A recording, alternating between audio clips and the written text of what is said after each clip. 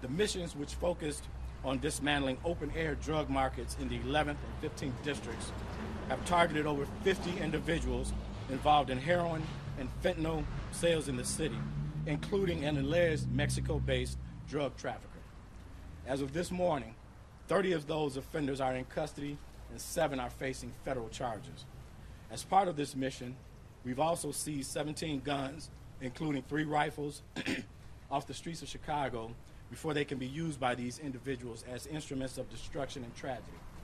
We also seized narcotics valued at over $8,000, including heroin, fentanyl, and cannabis, and 14 vehicles were also recovered.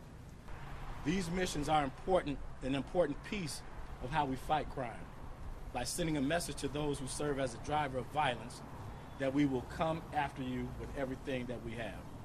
We're making it abundantly clear that we will not tolerate violence in our neighborhoods and are taking strong steps to keep our streets safe, not only from the sound of gunshots, but from the devastating effects of illegal drugs.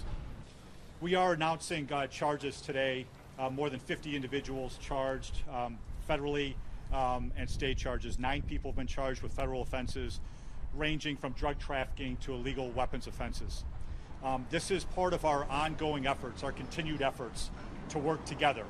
The U.S. Attorney's Office with the Cook County State's Attorney's Office as the prosecutors and the Chicago Police Department with multiple federal agencies. Here, this operation was conducted under the HIDA and OCDETF umbrella, and this particular case involved DEA, ATF, IRS in connection with the Chicago Police Department.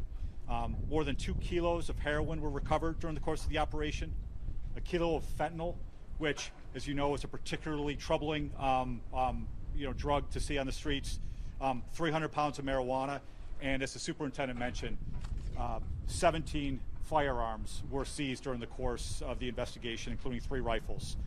The sale of heroin continues to be a significant problem in this region. So many people struggle with addiction, and these dangerous drugs lead to tragedy in the form of overdose. As we all know, we in Cook County are experiencing firsthand the opioid epidemic and that it is gripping the country. This operation demonstrates the power and the importance of cross-agency partnerships in addressing this crisis. These charges directly implicate the manufacturing and dealing of this deadly drug, and our important cooperation with our law enforcement partners has led to this important result, and I'm so grateful for each of them.